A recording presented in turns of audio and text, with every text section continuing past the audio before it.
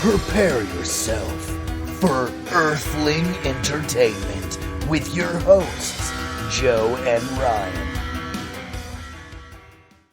Hello, and welcome to another episode of Earthling Entertainment with your hosts, Joe and Ryan. Hey, what's up? I'm Joe. Going on? This is Ryan. Yeah. How you doing, bud? Doing good. How about you? Good. After Halloween, it's been just kind of a fun week for me because my anniversary is on November 3rd. So I had to quickly be like, oh, right, I have the present, but now the romantic gesture. What do you do? Luckily, it all worked out. I'm glad that worked out. Yes. Congratulations, you guys. That's great. Thank you. So it was a 4-year wedding anniversary, which means it was the silk anniversary. And we said, no, we're not doing that. We did the other ones. We did like paper and we did like wood, but silk just seemed, I'm not going to deal with silk. I'm not going to do it. So I got her like a board game and a book and like all that kind of fun stuff. Excellent. I just got to hang out with my boys this weekend. We went to DNR Outdoor Adventure or whatever in Detroit. What is DNR Outdoor Adventure? It's just like a big play park inside here in this big building in Detroit. It's pretty sweet. That sounds awesome. And it's cheap. So I can't wait until my kid is older. Yeah, and the kids love it. They're running all over the place. It was great. They slept great that night. We had a lot of cool stuff when we were a kid, and I feel like that stuff doesn't exist anymore. Like every McDonald's had a play place. Now they barely exist because everyone wants to get sued.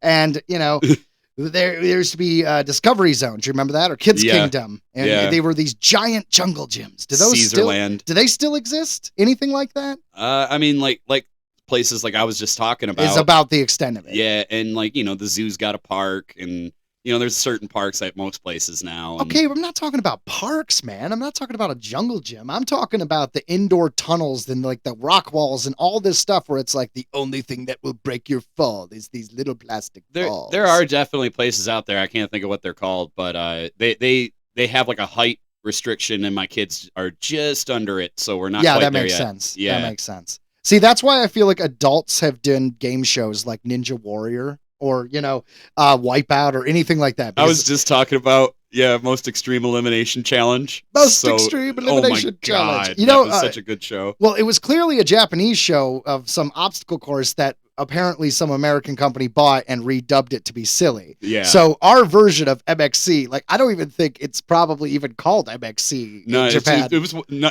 I don't know what it was. Yeah, that was probably just. What was the actual show that originated? Because it was all totally made up. They were just overdubbing whatever they wanted over what they were. That's what I'm saying. It was so funny. It was like their version of American Gladiators, and we just turned it into the silliest little Hunger Games situation. What was that, Spike TV or something? I forget. I'm sure it was on Spike. Yeah, absolutely.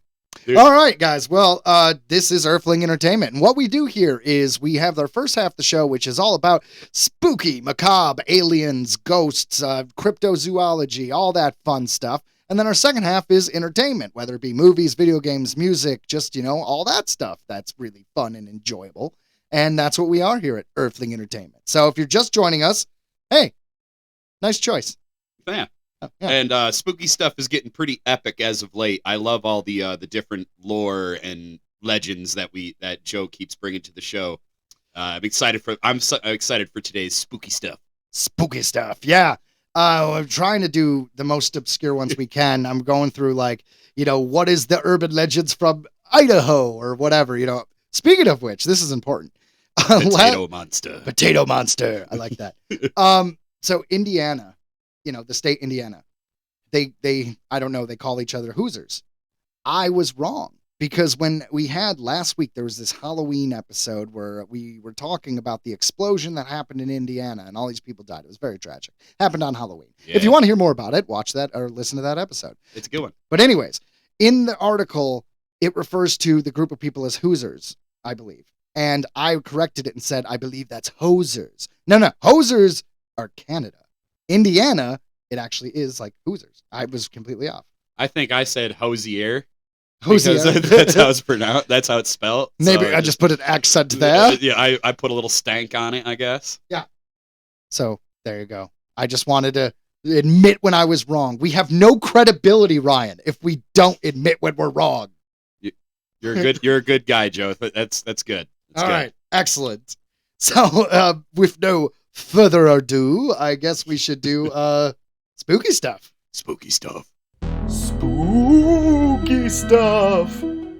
The Grunch. It should come as no surprise that Louisiana probably has more urban legends than any other state in the United States. The terrain of Louisiana is full of dense, dark bayous that are capable of holding innumerable secrets. The mixture of Creole and voodoo influences on Louisiana culture have given the state and its people an entirely unique character.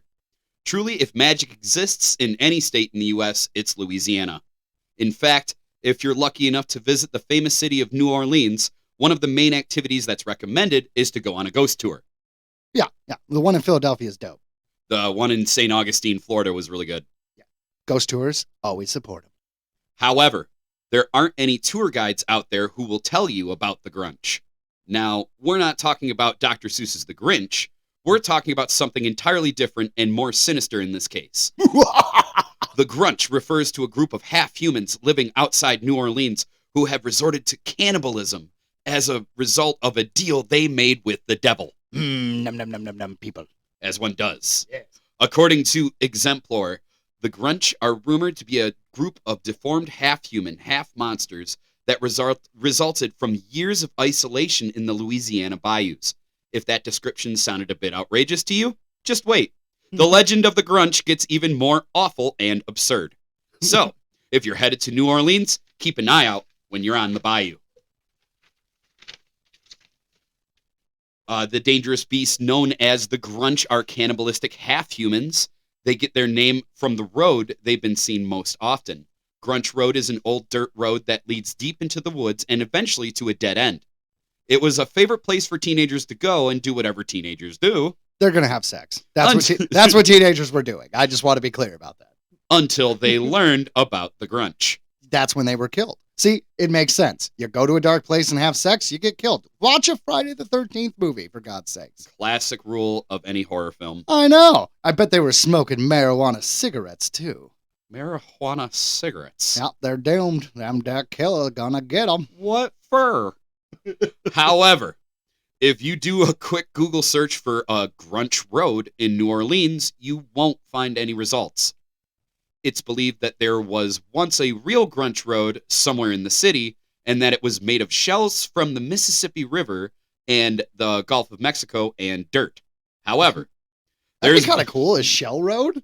I don't know. mean, do you think they were just crushed up and just kind of like mixed in with the soil, or are they neatly placed like a very fancy bathroom?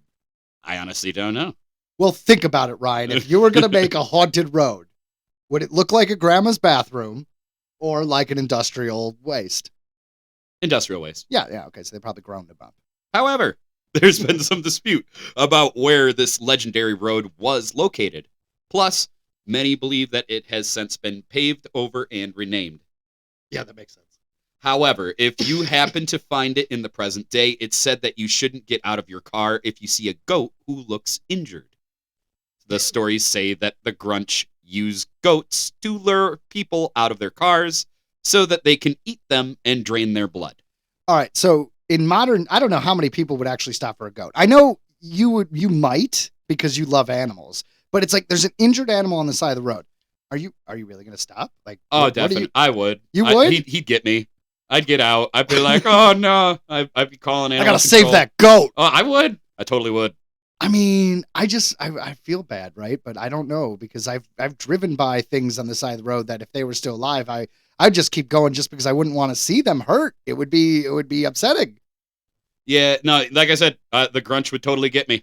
Oh, well, fair enough. That's what it's doing. It's preying on the Ryans of the world. It is. I'm fucked. Some believe that the original Grunch Road is now known as Gannon Road, which is located in the Little Woods neighborhood of New Orleans. Today, this area is fairly urban, and it's hardly a good hiding place for mysterious creatures. However, Gannon Road isn't far from the Bayou Salvage National Wildlife Refuge, a giant natural area that could easily conceal some vicious humanoid creatures. Vicious humanoid creatures. Another infestation of vicious humanoid creatures. We got those here. God damn vicious human creature. We call them VHCs around here. Let me see if I got 350.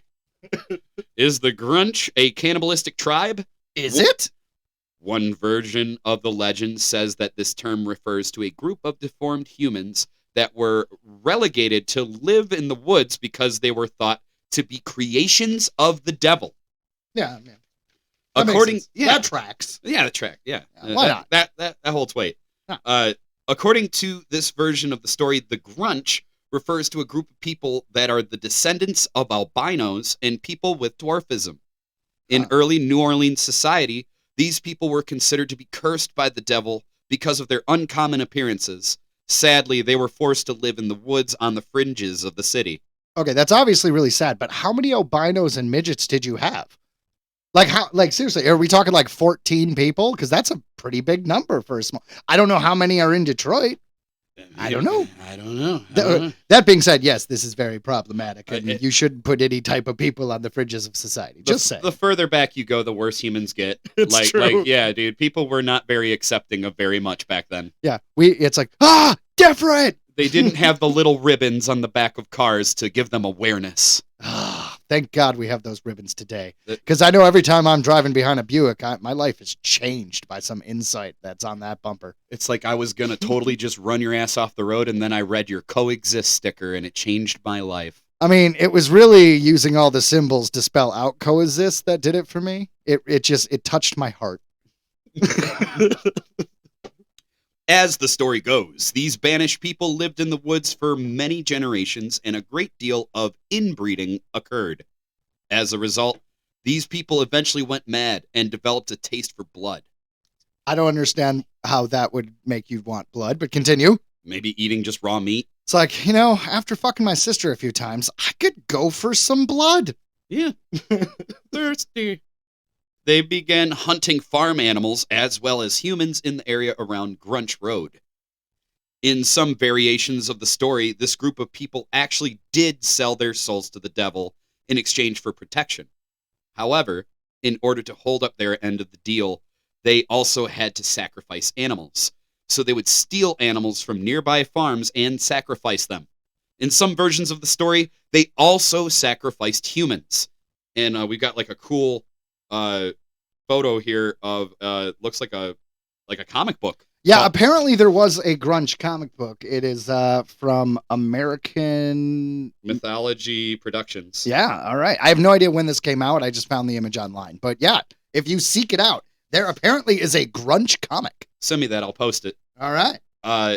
Grunch sightings. According to many versions of this legend, the Grunch will often leave an injured animal on the side of the road and wait for people to come along and try to help it. Yeah, like the goat. Right, the goat. Then, when the passerby isn't expecting, they'll kidnap them, kill them, and drink their blood. If you're going to kill them and drink your blood, why would you kidnap them? You just, do it right there. Take me to some Wendy's, because I like to be wined and dined before I'm drained of my blood. Silly. Sightings of the Grunch date back as far as the 1800s. However, there was a resurgence in sightings just after Hurricane Katrina. Some attribute this to the fact that Hurricane Katrina displaced the Grunch from their homes, forcing them out into the open. That tracks. Yeah, I mean, why wouldn't it? That makes sense. There's also the fact that many animals were injured during the hurricane. Thus, it would have been far more likely to see an injured animal on the side of the road in the wake of Hurricane Katrina. Many people have mistakenly attributed these injured animals to the Grunch rather than to the hurricane. Yeah. Still, New Orleans is a place where anything seems possible. There are miles and miles of uninhabited bayou, and there have been practitioners of voodoo magic living there for centuries. Who knows? Maybe there was and still is a vicious creature lurking in some part of the city. See, I like that version the best, personally. So that first version is the group of inbred fringes of society people, like they said little people, they said albinos. I'm sure that would also mean anyone with any kind of birth defect or deformity or mental illness. Basically, they're all thrown off, cast away in their own society. interbreeding. Yeah, that one, and turn into cannibal swamp people. So that one is my favorite, but there's actually a couple versions of the Grunch. And so we're going through now is the next version of the Crunch, which is more of a monster. Right. So so this is basically part 2 here. But yeah, Grunch. I agree. I keep wanting to say crunch. Grunch. I want to say grunge. I don't want to. It's not talking about Nirvana here. Or are we? Kurt Cobain was the Grunch. Strangely, there also exists a very different version of the Grunch that some believe is the true origin of the tale. It is thought to be related to the Chupacabra legend, and is sometimes described as a cross between a dog and reptilian types of Chupacabra sightings.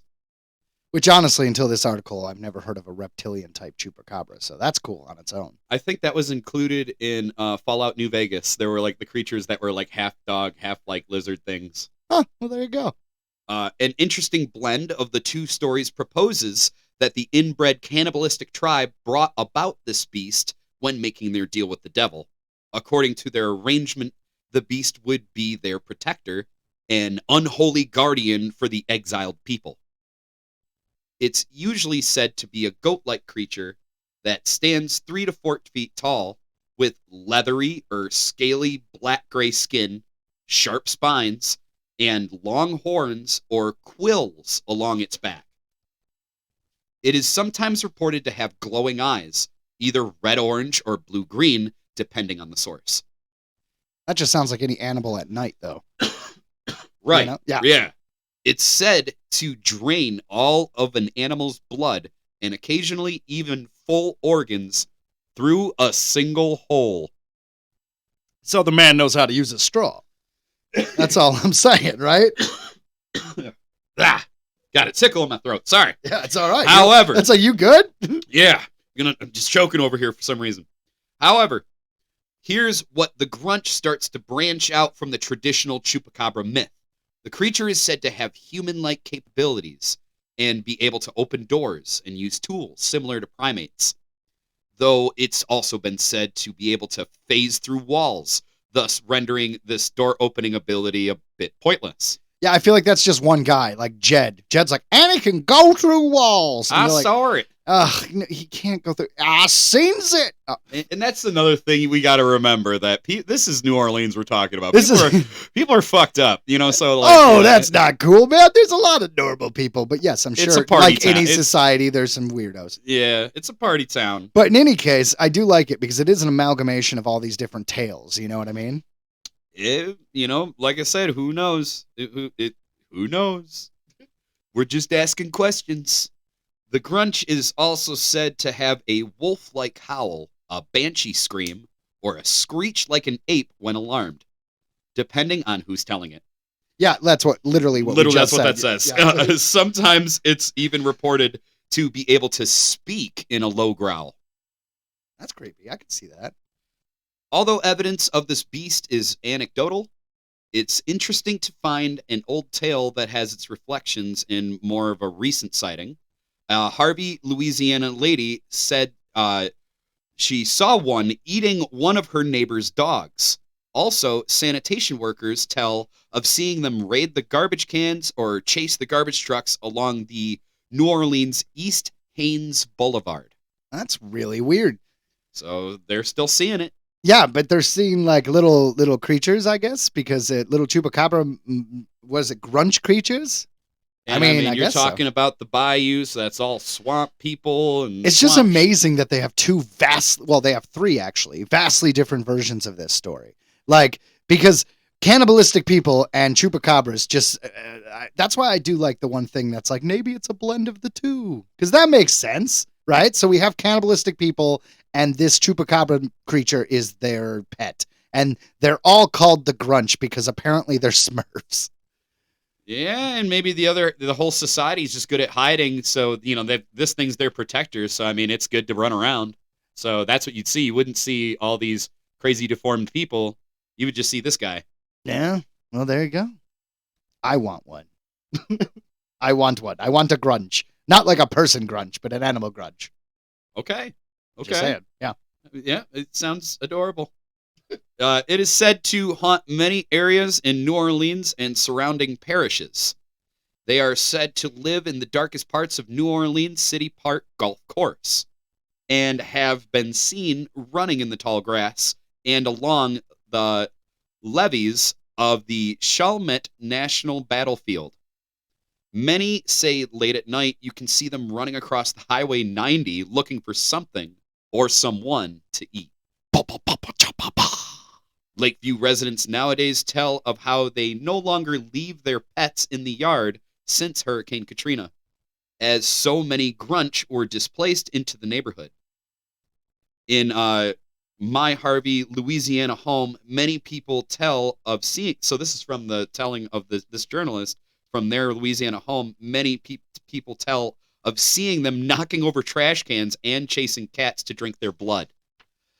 It would be really weird, though, if there was this straight up crypto monster running around, right? And it's in the neighborhood and all your neighbors see it, and everyone sees it, and it's just it's just not getting out, and it's just some weird, obscure podcast from Detroit, Michigan talking about it. You know, they're sitting there back home going like, I fucking told you. Honestly, to me, this carries some weight. Like the hurricane could totally have totally screwed up some creature that we just haven't. We're discovering new species all the time. Yeah, the hurricane displacing people or creatures makes sense, absolutely, right? It would run a predator out of the bayous for that short time, and it would go where their food was. So if your, very plump and juicy cat was there, it might come and try to eat him. I mean, chupacabras, the Grunch, Elf, everyone likes cats. That's why I love that Forrest Gallant guy. He's always looking for like creatures that are thought to have been extinct, but he's actually found. I know he's found like a turtle. He found like a tortoise that was thought to be extinct. That's cool. I mean, that's a fun thing because the coelacanth, once again, that fish that was from prehistoric times that we found like a while back. That happens. There are creatures out there that lived, but you know what? There's nothing that's big like and extraordinary to me. It seems like it's going to be something in the water. Obviously, because we're not going to find a giant sloth, but that would be He cool. is looking for it. I know he believes that he thinks of, I don't know where, I can't remember, but there's an area where he truly believes that there's a good possibility that they could be there. Yeah, I imagine it would have to be like an isolated mountain range. Something like that. But we do actually have a part 3. No. Before we get into the part 3, I want to talk about this giant sloth a little bit more. Okay. Those things are huge. How would that be? It would have to be an isolated mountain or valley. It'd have to be in the middle of a country where we don't explore at all because these things were massive. I believe that, yeah, that's the area he was talking about. I saw an interview where he was talking about it, so he's actively looking for it. Well, I want to hear more about this. So you're going to give me this information because I want to see if we can cover it next week. That'd be great. I'd be really interested in that. No, yeah, definitely. All right, Ryan. So this part 3 of the Grunch is my favorite of the 3 stories. It's also the shortest. It's very short. But it's about this very well-known voodoo priestess and a situation. And it is the best origin story for a Grunch I've ever heard. And I really want you to like get into it when you tell this because it is the most amazing thing. A completely different origin story for the Grunch traces the creature back to Marie Laveau and the Devil Baby. It is said that the voodoo queen herself accidentally created the Grunch after castrating the Devil Baby in order to stop him from reproducing. His testicles then turned into a male and female Grunch. And they then attacked and almost killed her. Mary Laveau fainted, and when she woke, the Devil Baby and the Grunches had disappeared. The legend says that anyone who is bitten by the Devil Baby will turn into a Grunch during the full moon, similar to the werewolf. Okay. So, Ryan, is that not the best of the 3? Testicle Grunches. It's actually these little monsters born of castrated testicles. My God, those balls are huge. Clearly, this is the correct one. I'm just saying. Randy, your balls. Oh, you're a Grunch. Son of a bitch. Ryan is referencing, of course, South Park. Always. Oh man, no, but seriously, I thought you'd really enjoy that last one. I had to throw it in. I only found one when I was looking for stuff on the Grunch. I only found one thing that talked about this story, and I don't care where they got it from. I am so happy it exists. Well, it is now a part of the legend that is the Grunch. How well known is the testicle monsters? We will have to. I'm gonna do a deep dive. Yeah, now I want you to Grunch. Google it and see. All right. Yeah, I'm gonna do some deep Googling. Serious research over here. Well, guys, that is it for spooky stuff.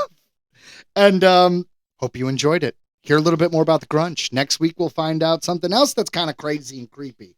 But for now, we have Alleged Alien Tales, which is a new segment. So, yeah, enjoy. Alleged Alien Tales. Bizarre UFO encounter with pancakes. Pancakes. On April 18th, 1961, Joseph Simonton was having breakfast in the late morning in his home when he heard a confusing noise near his farm. He looked out his window and, stunned after seeing a silver disc hovering over his backyard. The UFO was 4 meters high and 10 meters in diameter. Simonton was rather curious to check on the Yeah, just start that whole thing over, right? Simonton was rather curious to check on the object, then shocked. That was a weird sentence. When he stepped outside, a hatch on the disc opened, and 3 dark-skinned humanoid figures appeared. According to the farmer, they were mute and looked like the Italian. Yeah, see, that is a quote from the farmer who apparently was racist. It looked like the Italian. Look like the Italians. Yeah. The aliens were about 5 feet tall, dressed up in tight clothes from head to toes. Tight clothes from head to toes. I kind of like that. It's whimsical. Yeah. The man said that one of the aliens had some vessel, like a bucket, and signaled him to fill it with water. He took the bucket, filled it with water from the nearby pump, and returned it to the alien. As one does. Simonton noticed that inside the ship it was totally dark, and one of the ship's crew was busy with the dashboard, while the others seemed to be prepared for cooking on a flameless grill. So a hot plate. The creatures looked nice and offered him 4 pancakes that had tiny holes. After that, they closed the hatch, started the ship, slowly rose it from some distance from the ground, and flew away toward the south. Simonton, holding 4 pancakes, watched this amazing scene with his eyes wide open. All right, so straight up, some aliens land, and they're like, fill this bucket with water. He does so. They make some pancakes. They give him some pancakes, and then they leave. I totally buy it. I feel like they're aliens. They're on a galactic road trip. They're like, all right, it's like a campsite, right? They're like, well, we could stop at the Earth KOA. They pull over. They like, all right, we need some water. We got the pancake mix. They asked this guy, and there you go. What is his name? Joseph? Hell yeah, Joseph. They're just some teenage aliens, kids doing what kids do. They just like stopped in like, man, we need water. Let's go ask that guy. Dude. We'll give you some pancakes, but you gotta let us have some water from that well, bro. Like, hey, let us get some water over here. Joseph, listen. We're really hungry, and we already got this mix, and it's just like we don't. It says just add water. It says just add water. You got water? Yeah. Humans love water, man. And we love pancakes. Yeah, you need the water to make rise. All right. I think we rode this boat as far as it'll go. Interestingly, at the same time, this incident caught one more witness. Savino Borgo, an insurance agent who was driving near Simonton's farm, also saw a flying saucer. Well, shit, if you can't trust an insurance agent, I don't know who you can trust. I mean, damn. Simonton tasted one of the pancakes but was not impressed by the friendly aliens' cooking. According to him, it tasted like cardboard. What a dick. You got intergalactic pancakes and he doesn't even enjoy them. This is why aliens don't talk to us. We're rude. Normally, such stories are called fake due to their bizarre nature, but this one got the attention of the U.S. authorities.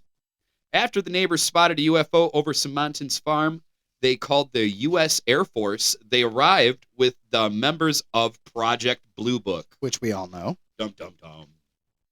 One of the aliens, Pancakes, was given to a local judge by Simonton, who vouched for his honesty and reliability. The second pancake was received by Dr. J. Allen Hynek, and the third one... that J. Allen Hynek. The J. Allen Hynek. And the third one was handed over to the Food and Drug Administration by the Air Force. After some analysis, it was found out that the pancakes were made from completely earthly products. Which makes perfect sense, because if these aliens got pancake mix, then it makes sense that they wouldn't realize they needed to get water, which is why they asked him in the first place. If it was their food, then obviously they would already know that they needed an extra ingredient. So if you ask me, that tracks. It's just a bunch... Freaking proof, bud. Bunch of alien Boy Scouts. Yeah. They're just trying to get the human cooking merit badge. Just doing their best. That's right. Within a few days, this strange story turned from an interesting UFO encounter into a nationwide joke. The newspaper, That's kind of sad. Yeah. The newspaper spoke of the incident in a derisive tone. Sorry. That's all right. But the people who had known Simonton for a long time believed him. When Dr. Hynek met Simonton for the first time, he was quite impressed by his behavior. He wrote in one of his Project Blue Book reports that Simonton knew that they would not believe him, but he did not care. He simply assured that whatever he witnessed had happened in reality. The Eagle River UFO incident is still unsolved. The Air Force said that Simonton mistook a dream and considered it a reality. Cheap.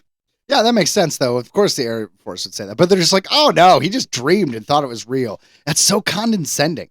Like, how many dreams have you had, Ryan? How many times have you confused them for real life without drugs or alcohol? Yeah, never. And yeah, that's such a cop-out excuse. But well, a lot of things. They always are. Well, I mean, Project Blue Book, okay, so I don't want to misrepresent anything here, but they were 60s, 70s, I think, maybe even the 50s, I'm not sure. But they were there for a while, and they were there to basically debunk anything alien. They wanted a cop-out. And over the time, J. Allen Hynek, he began to believe that aliens existed. And some of these things, like, he actually was like, oh, man, there's something here. There's something to it. And the Air Force didn't want to hear it. They were just kind of like, no. Just give us a reason. Tell us it's swamp gas. Give us this. Give us that. And just, give us these explanations. Let's explain it away. We don't want to hear any actual investigation. So the fact that he, in particular, thought that this guy had some credibility, as silly as this sounds, it kind of makes it a little bit more credible in my mind.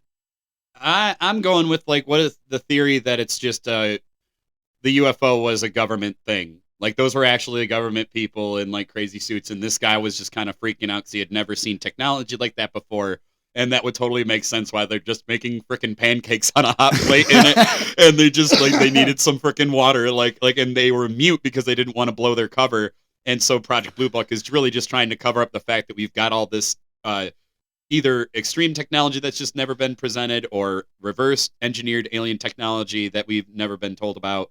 I don't know. I think it is a very interesting theory, Ryan. But that being said, I mean, totally. Could just be bullshit. Could be government. Could be anything. Yeah. But does that mean it happened? Now, did it happen the way he thought? Like, was it aliens or was it government? I believe it happened. Yeah, that's what I'm saying. But did this man get pancakes from something in a weird ship? I'm gonna say it was ours. That's what I'm gonna say. That's your theory on that? That is your pancake theory? Just because, the pancakes and just the weirdness of it all, that just sounds like something that they would do. Well, back to the Project Blue Book, they actually had a show, History Channel made a show. It only lasted 2 seasons. I can't imagine it did too well for the ratings, but it was called Project Blue Book. And it followed Alan Hynek, the doctor, and it followed him on a serialized story of him solving some of the most famous cases, or rather not solving them, but it covered a few of the really famous ones, like I said, and it was a really good show, 2 seasons. I only bring it up because it's worth a watch. It's like a period. It was a good one. It's like a period piece X-Files. It was a good one. No, I like that. I like the Project Blue Book, and but another there's a new like What? deep dive documentary alien series that's on Netflix right now. Can't think of what the heck it's called, but Well, then why bring it up, Ryan? it's brand new. Why would you tell me It'll that? say 2023. Okay, so we're just here, guys. Here's a look on Netflix for a random series. It was pretty good. There's It's no pretty good. title. Just type in alien and hope it comes up. It was like, You, Ryan. I poo on your recommendation. anyways. Anyways. So yeah, that is the new segment where it's alleged alien tales, and we were going to bring those up anytime that we find a alleged alien tale we think is fun. So yeah, I think alien pancakes exist. I believe. I believe that it happened, but I do think this is a case where it was one of ours. I don't think, for the record, I don't think I do believe in extraterrestrials as well, and interdimensionals as well, and stuff like that. But you think this is like some government agency fucking with Yeah, them. this sounds like I one of get you. ours. All right, 'Cause guys. I believe in that too. Well, here we are, and our next segment is it's a game. We're doing another game.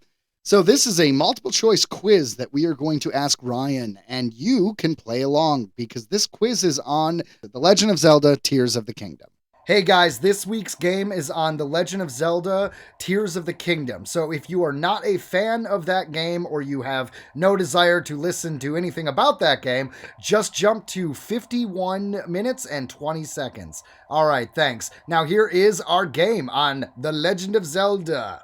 Which was a great game, by the way. A really fun play. Yes, we chose to do this game on the game because it's a big phenomenon. There's everyone around the world mostly has played this game. It's one of the best sellers of the last year, it's a huge deal. So we thought we would ask Ryan, since he played the game, a few 10 multiple choice questions. I'm ready. Let's do this. This was a surprise to me. I didn't even know he was doing this till today. Yes. I will say though, out of context, if you are not aware of this game, it's probably is going to sound like nonsense to you. But we're going to see how Ryan does with these questions and his knowledge with The Legend of Zelda: Tears of the Kingdom. Listen. All right, Ryan. Number 1. By the way, I'm going to apologize ahead of time, and I'm not going to apologize every time I screw up. There is a lot of creatures and worlds in this game, and I might mispronounce a lot of this. I will do my best. All right, Ryan. Number 1. How many types of Gleeok are there in Tears of the Kingdom? So let me ask you, does Gleeok sound like something you're aware of? Yes. All right, excellent. How many types of Gleeok are there in Tears of the Kingdom? A, 7. B, 6. C, 4. Or D, 3. I want to say 4. That is correct. Yes. Ryan, well done. Because the Gleeok are the 3-headed dragons that you got to fight. And yeah, there's an ice one, an electric one, a fire one, and then there's like a god one that has them all. There you go. So Ryan is going to give context to all these questions that we may not understand. Dude, and they are hard because you got to knock out each head individually, and only then can you take it down. Nice. All right, Ryan.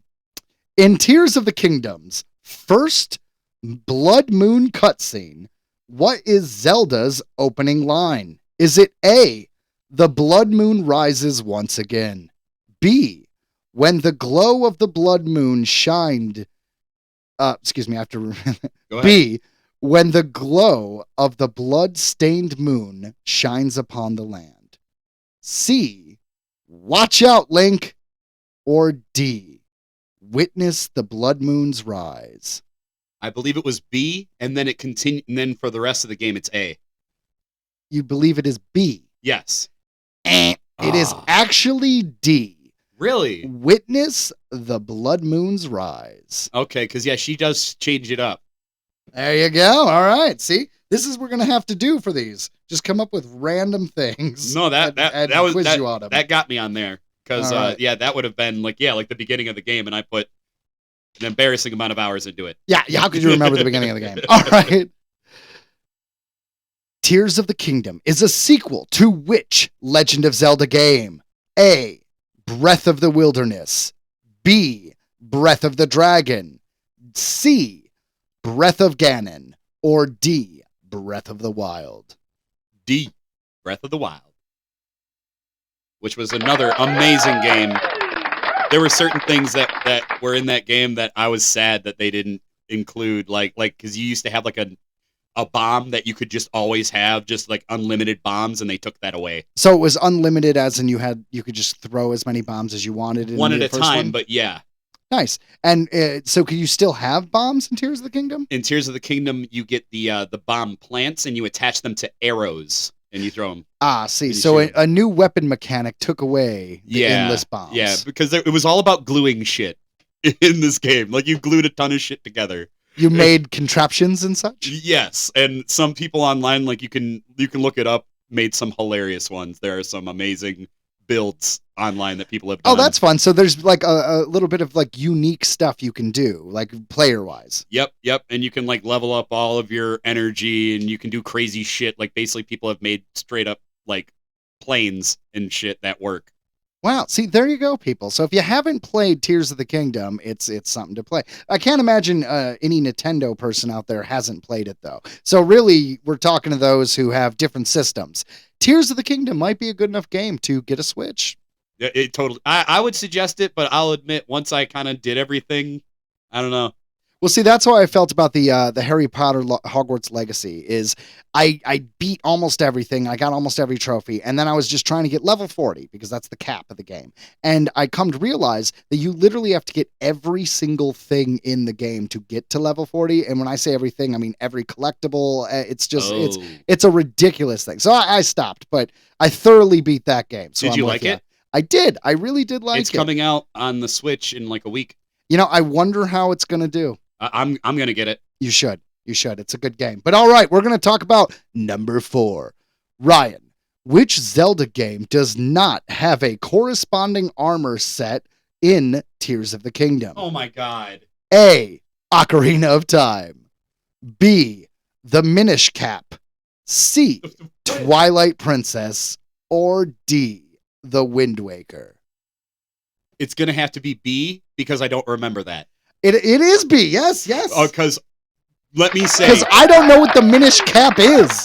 The last thing that I did is I was like just dead set in the game. I'm like, I want to get every single armor set. I got every single one, and in order to do it, it's such a pain in the ass. You got to go in what's called like the chasm, which is like underground, and it's all dark, and it's a pain in the ass. And I got they literally did every single game had its own set of armor, head, chest, and pants. That's pretty cool. I mean, I know there's a difference between the games, but in my head, it's always just a green tunic. They all like barely had any differences, but they did one for how he looked in each game. Very cool. All right, Ryan. Number 5. Which installment is Tears of the Kingdom in the Zelda series?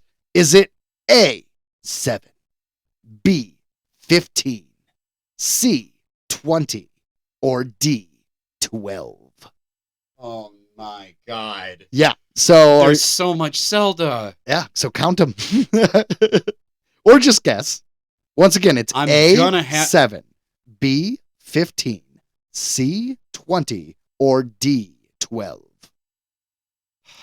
I'm gonna just say 12. Was it 15? It is 20. 20? Tears of the Kingdom is the 20th installment, according to the internet, in the Zelda franchise. That's insane. Well, I mean, there's so many. Like, there's like Oracle of Seasons, Age of Time. They have Game Boy games. All the Game Boy games. Yeah, Link's Awakening. There's so many freaking games. Oh my god, there's so many. All right. Are you ready for the next question? I am. How many hands does the Gloom Hands have? Is it A, 5, B, 7, C, 4, or D, 8? So, I don't know a lot about this, but I know the Gloom Hands is like a monster of They're a like, son of a bitch. they're like hands that come out of slime, and it's They come out of the man. I don't know why I can't even think of what the gloom or whatever. They come out of the gloom. well, it makes sense. They're called Gloom Hands. Yeah. So and yeah, they're a pain in the ass. Like because they just keep respawning heads if you don't take them all out. Wow. So I want to say it was such a pain in the ass. I'm gonna go with the highest one. I'll say 8. All right. The answer is 5. 5. So A, 5. So no, you didn't get Man. that one, man.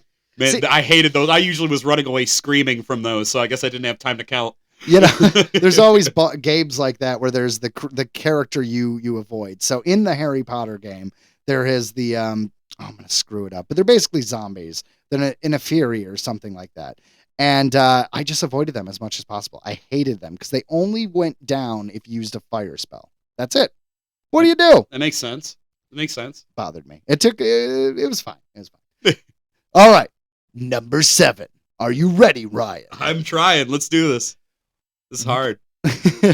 What form of transport does Link use in the game? Is it A, a horse, B, a hoverboard, C, a magical rabbit, or D, a skateboard? To be fair, you could make a skateboard, but I'll go ahead and just say it's a horse. But yeah, with the mechanics of the game, you literally could make anything.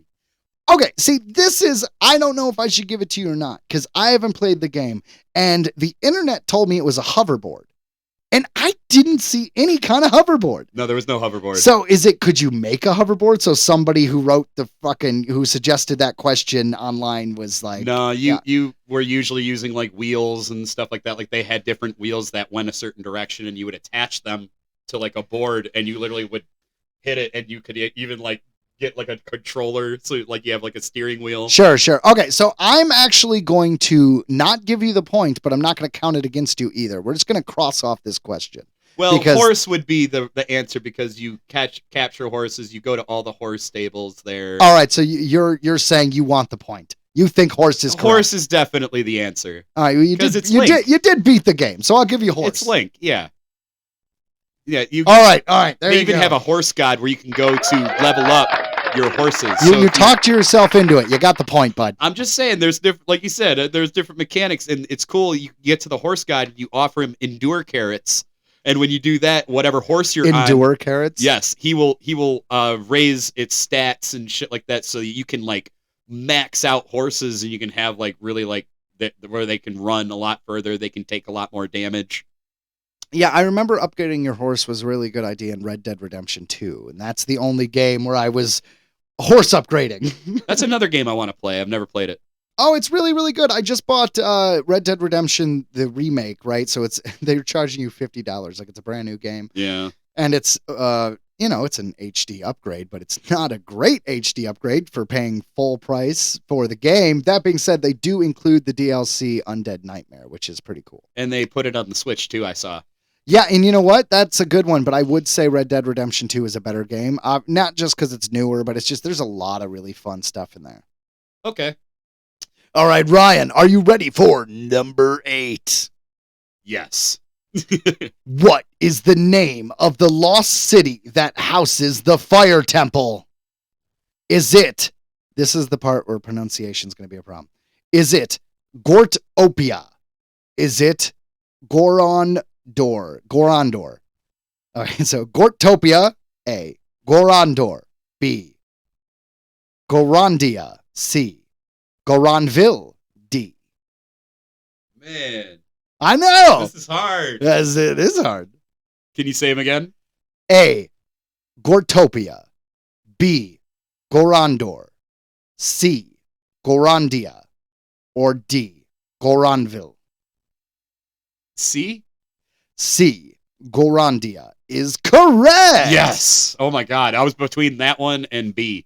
Well, you got it, bud. You did it. I'm very proud of you. Thank you. That man, you're doing some deep dives here. All right. Ryan, number 9. Are you ready? Yes. You're going to get this. This is very easy. What is Ganon known as when they're in their human form? Is it Ganon spirit, A. B. Ganondium. What the hell? Hold on. Ganondium. Yep. All right. So Ganon Spirit A, Ganondium B, Ganondorf C, Ganondord D. Ganondorf. Yeah, I knew you'd Yeah, have that see, one. yeah. It would help if I actually was able to pronounce the other ones. It's all right, because Spirit Ganon is the one where, you have to fight a lot of Spirit Ganons in this game. So there is a Spirit Ganon. Yes. So that's the trick in that question. He was first introduced in Ocarina of Time in 64. Ooh, history. He was the bad guy in the Forest Temple. Oh, yeah, I do remember that. All right, so how many tears do you have to collect to complete the Dragon Tears quest? A, 9, B, 10, C, 11, or D, 12? Oh, man. I don't think I did this one, actually. I think this might have been the ones that I wasn't able to complete. You didn't do them all. So say the numbers again. Well, you know the question, right? Yeah. All right. I'm still going to say it again. How many tears do you need to collect to complete the Dragon Tears quest? Is it A? Oh, I did do this. 9, B, 10, C, 11, or D, 12? I'm going to say 9. And unfortunately, that is not correct. The answer is D, 12. I was between 9 and 12. Damn, because I did do that one. You have to do that one. All right. Well, hey, Ryan, you still did pretty dang good. Thank you. Ryan got 7 out of 10. And you know what? With that is the completion of this week's game. I think you did pretty good. I like that one. It was a good game. I finished playing it like a few months ago. So yeah, my memory's a little hazy of all the names and such and the amount of quests there. But yeah, I remember, because that was an important quest. You had to do all of those. Whenever you see a pool of water that is shaped like something, go to it and run around, and then you'll find one of the tiers. Nice. All right, so there we go with the game, and that brings us to our final segment of the show, Headlines. Headlines. Earthling Entertainment. Headlines. Terrifier 3 sets 2024 wide release. This comes to us from Variety. Watch out, Santa Claus. Art the Clown is coming to town.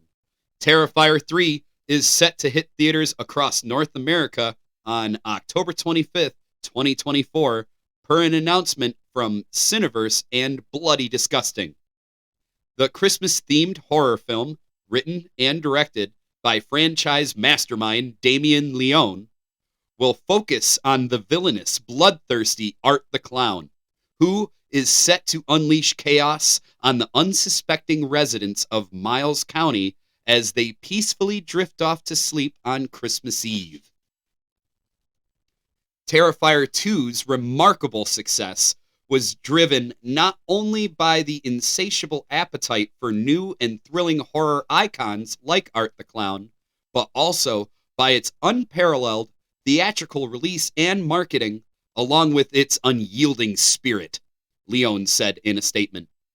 In a cinematic landscape where risk-taking is scarce, I will continue to push boundaries in Terrifier 3, and I can't wait for you to see what's in store for Art the Clown. In the world of horror, Damien Leone's Terrifier franchise stands as a defiant embodiment of anti-Hollywood ethos.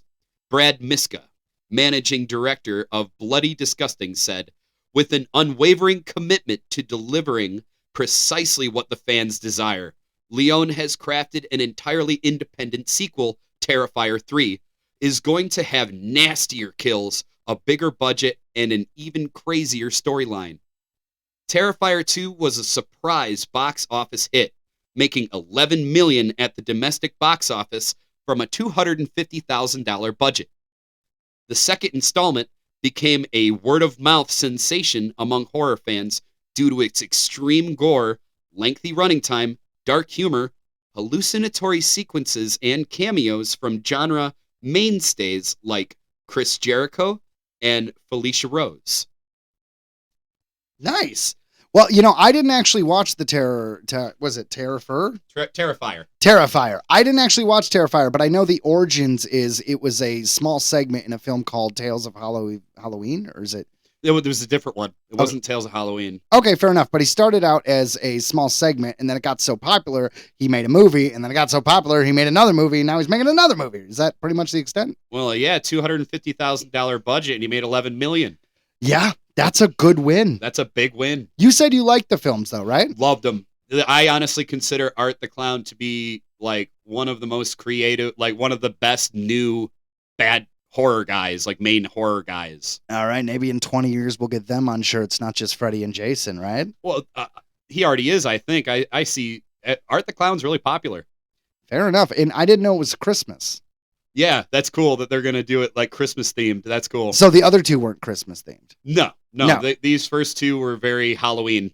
Okay, so the third one is Art at Christmas. Well, that's a fun little twist. Yeah. The last one was definitely Halloween. I can't remember if the first one was actually Halloween. I can't remember, but probably. Well, like I said, he was introduced in a film that had Halloween in the title, and I know it was a anthology film. So that his origins are firmly in Halloween. That's for sure. For sure. And I think that's obviously how he sneaks into places because he just blends in, being a creepy ass clown. We know this is a smart movie because it is a psycho killer. And psycho killer you can sell everywhere around the world. It's scary to everyone because no one wants to be killed, obviously. And it doesn't touch on any ghost or any religion thing, so no one gets pissed off. Like, for instance, last time I checked, China has a real issue with anything that is afterlife or anything ghost or spirit, or it might just be God. I'm not sure. But you got to be careful. You can't do things like that because you won't sell the rights in China for distribution. So doing a slasher is always a good way to sell worldwide. That's why it made so much money, in my opinion, is because, Yeah, and in this last film, he actually got a lot more supernatural. There was a lot more to it. Like they did like a deeper thing, like on a deeper dive, like that he's not human. It's almost like we're starting to figure out that he's some kind of. What do you think? They're going to go demon? Is he an alien? Yeah, that's like the closest I could say, but no one even called him a demon in the film. But like I said, he definitely was showing more of like a supernatural origin from the last one. See, I would hope they would push that further because that was part of what I always liked about the old killers, right? Like, Leatherface aside, Michael Myers seemed like he was some kind of creature because he wouldn't die. He kept getting shot. Jason, he dies in the fourth one, isn't in the fifth one, is resurrected in the sixth one, and then is a zombie until he becomes like Super Jason in 10, and then he's retconned. But the point is, he's died a bunch. That's supernatural as hell. Freddy, I don't have to explain why he's supernatural. Right. No, yeah. No, they definitely did more to him. That's cool. You said that there wasn't another big horror villain franchise, but I would like to point out that there is a film franchise called Hatchet. There's Hatchet 1, Hatchet 2, and Hatchet 3. And then Hatchet 4, but that is called Victor Crowley. And the character is Victor Crowley, and he is basically a swamp Jason, for lack of a better words. He's actually played by Kane Hodder, who played Jason several times. Gotcha. Yeah, it's a lot of fun. It is the whole kind of like deformed. Kane the wrestler. No, not that guy. Kane Hodder. It's he's a stunt man, best known for playing Jason, but he's been in other films. He's since become an actor in his own right. He even had a small cameo in the 2003 film Grind, which no one saw but me. It's a skateboard movie. Bam Margera's in it. It is awesome. Tom Green is in it. No one has seen it but me. Actually, I will say Steve Cox from high school, me and him went and saw it because 2003, I think, was like sophomore, junior year. So me and Steve, we went and saw it. We skipped school. And that was a great movie. And we knew it was in trouble when we went and sat down and there was no one in the theater and it was opening day. Shout out to Steve. Steve Cox. All right. So Terrifier 3. I'm Terrifier. down. Terrifier. You're all right. No, but what is Terrifier? I feel like that is from something. It's just Terrifier. You never see that word very often. Terrifier. Yeah, that's hard for me to wrap my head around. But, all right, Terrifier 3. But yeah, and the kills are so gruesome. He's all about dismembering, peeling flesh, and he leaves you alive so that your family comes and finds you. In the first one, he cuts a girl in half from the private parts down. You mean up? No, he has her strung upside down with her legs up, and he cuts down. Yeah. Oh, dude, it's brutal. That sounds really brutal. It's fucking brutal. So I like how this guy was like dissing horror movies. He's just like, people don't, push the envelope and people aren't brave. But like, no, dude, people have been doing gross shit for years. You're just another filmmaker who's doing something for gross value. I mean, you don't think Saw was pushing the envelope when they ripped open the chick's rib cage in the opening scene of the third film? Mm-hmm. I don't know. I have a little bit of a problem with the director's cockiness, but I haven't seen the films. Maybe he does push the envelope harder than anybody else. He earned it. He did well. So let's see how 3 does. I'm sure 3 will do great, especially with them doing it Christmas themed. That's so smart. Like, if you can pull off like a good holiday film and people love it, they're going to stream it, watch it every year. So no matter what, that is the good thing about a holiday film, but it's also the bad thing because it's a kind of movie that people might not watch all year round. They might wait to see it once a year. Kind of like, how often do you watch Christmas Vacation? Most people, their answer is around Christmas. And right. That's it. Yeah. I mean, yeah, you're right. But I mean, that's what you get when you do, Christmas films. But horror films they might transcend that, Right. Like, but because I still watch Trick or Treat at other times of the year. I do. I watch horror films on other times of the year too. Yeah. See those transcend. So yeah. Which is why I argue Halloween is not a Halloween movie, because even though it takes place on Halloween, it has nothing to do with Halloween, and you could watch it at any point in the year. I agree. Yeah, I agree. I've that is a cross I've put myself on a few times. I actually wrote this whole article, moviepilot.com, when that was a thing. I was a contributor, and I wrote this whole article about like the best Halloween movies, and people chewed me out because in the first paragraph I said Halloween will not be in this. Yeah, the Halloween fans are passionate, man. Well, they are. People who love Michael Myers fucking love him. I know people will defend him to death. I still say Jason Voorhees is the coolest of the 80s killers. Agreed.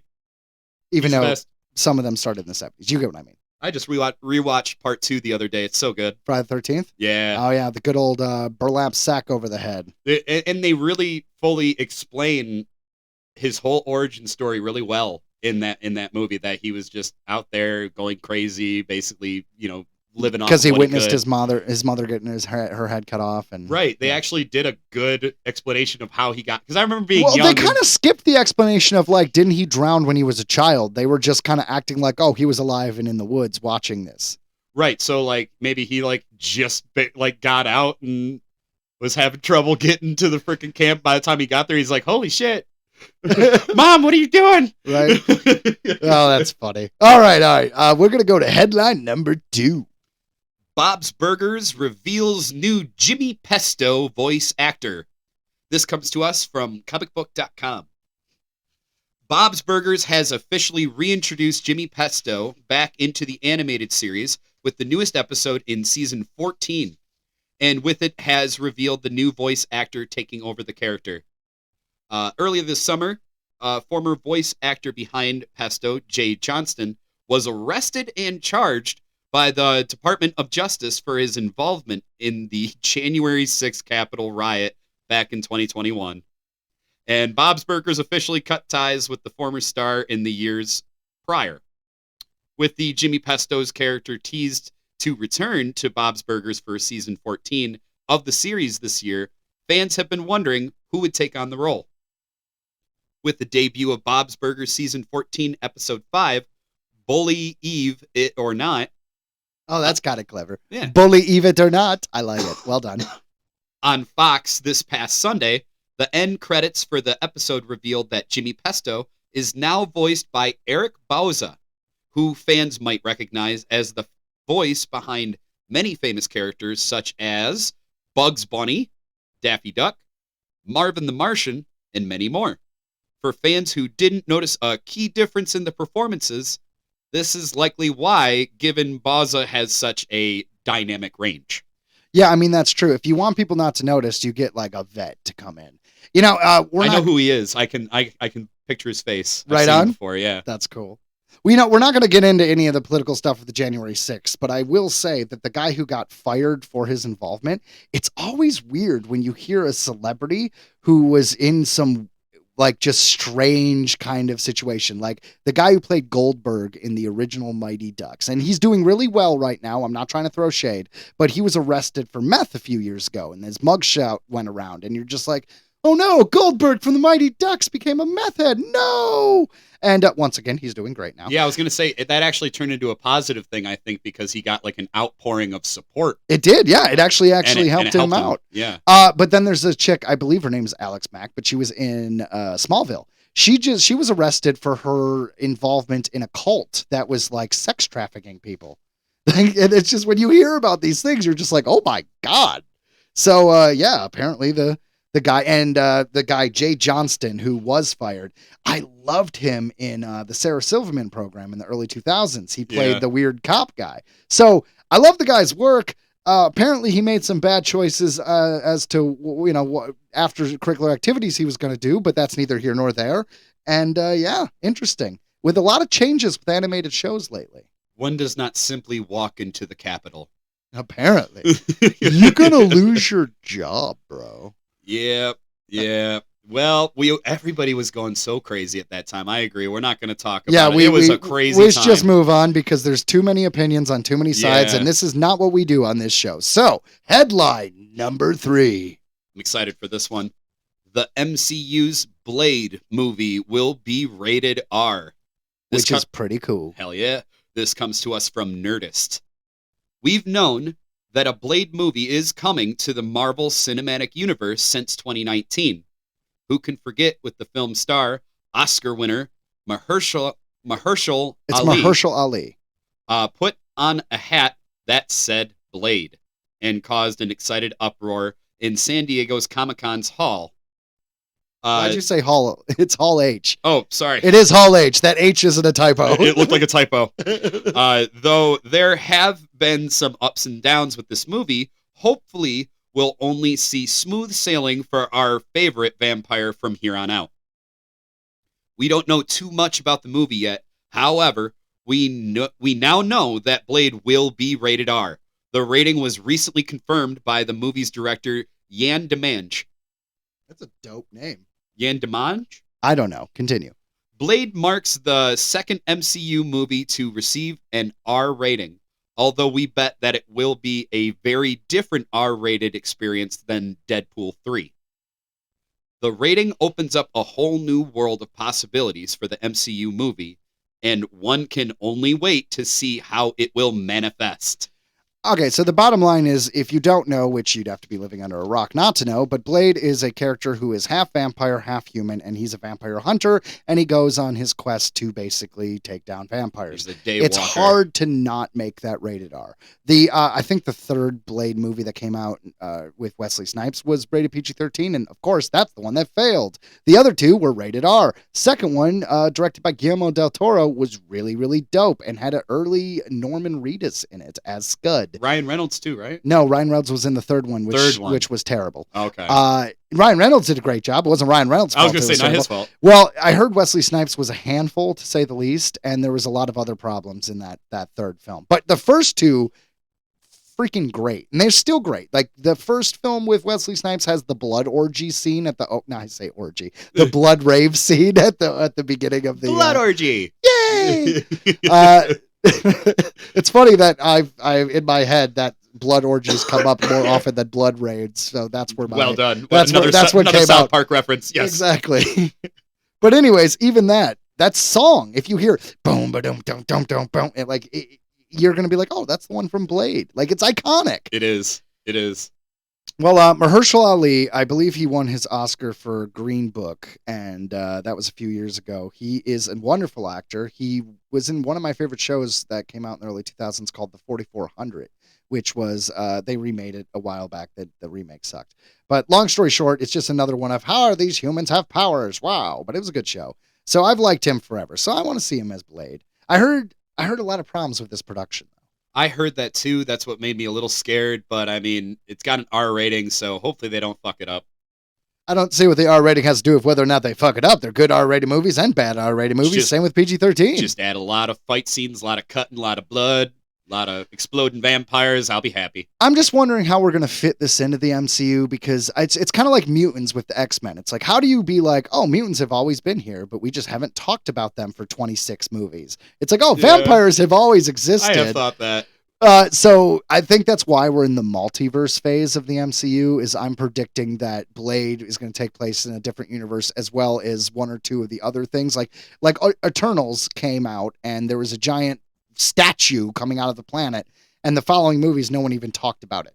So the theory is that is also on an alternate dimension, and all of these dimensions are going to come together in the Avengers movie. Not Kane Dynasty, the Secret Wars. I don't know, the seventh film, whatever it is. Mind blown. Yeah, Mind there's blown. a lot of theories of the MCU. You know how it goes. Well, I'm looking forward to it. Should be a good one. I'll see it. Me too. All right, number 4. Homer won't strangle Bart anymore on The Simpsons. This comes to us from IGN.com. After 34 years, The Simpsons is stepping away from senseless violence. No, they're not. That's right. They're just stepping away from, child abuse. Homer will no longer strangle Bart. During season 35, episode 3, titled McMansion and Wife, which aired on October 22nd, Homer reveals he's finally changed his ways when he and Marge visit their new neighbor, Thayer. After introducing himself to the Springfield newcomer, Thayer comments on how firm his handshake is. "Did see Marge strangling the boy paid off," replies Homer. "Just kidding," he adds. "I don't do that anymore. Times have changed." You may not have noticed. That's a little on the nose. Yeah, you may not have noticed, but times certainly have changed. The last time Homer strangled the boy was back in season 31, which aired between 2019 and 2020. It's been a topic of contention long before that, too, with Homer attending a fathering enrichment class in the season 22 episode, Love is a Many Strangled Thing, that aired way back in March 2011. During the episode, a basketball player played by former NBA star Kareem Abdul-Jabbar teaches Homer a lesson, strangling the Simpsons patriarch to show him exactly what it feels like before inviting others to join in. The result? Homer can't bring himself to strangle Bart anymore. Although the controversial running gag has been addressed before, some fans of The Simpsons still weren't happy when Homer revealed he's changed his ways. However, others pointed out that it's been increasingly rare to see Homer strangle Bart in later seasons. People complaining that The Simpsons changed but haven't watched the new episodes to know that it's been rare for Homer to strangle Bart ever since the 2000s, and the last actual time he did it was over 4 years ago, said another fan on Twitter. The real story is that the show is kind of entertaining again. Cool. I will Whatever. say I agree that the show actually is a little entertaining again, because the latest Halloween episode, which we talked about last week, actually had blood. Remember how I said the ones with blood are better? This one was pretty awesome. This Halloween episode, I say, really was I didn't care for the first story because it was like a joke about NFTs, but at least was original and kind of parodied Snowpiercer. The second one, it was a little bit Silence of the Lambs, a little bit Mindhunter, and they had the 1993 episode where Sideshow Bob is going to kill Bart on the boat, but he ends up singing a ballad from his favorite play instead, and then he gets arrested, except they show an alternate universe version where Bob realizes he's being distracted and straight up murders Bart horribly. Lisa grows up and becomes kind of an FBI profiler, and I don't want to give all of it away, but it's fun, it's bloody, there's serial killers, it's pretty good. Simpsons is one of those things where it's like, there's so much of it. There's a lot. Yeah, I've watched it here and there, I guess. I've seen clips and stuff, but I couldn't tell you the last time I sat and watched an episode of The Simpsons. Like I said, the Halloween episodes I always watch, so I guess that would be the last time I did. I should watch that one. All right, guys. Well, I hope you enjoyed today's show. I know I did. That was fun. I thought so. I mean, we got some Grunch, we got some alien pancakes. What more do you want? That's right. And Terrifier 3 coming out next year. Perfect. All right. Well, join us next week.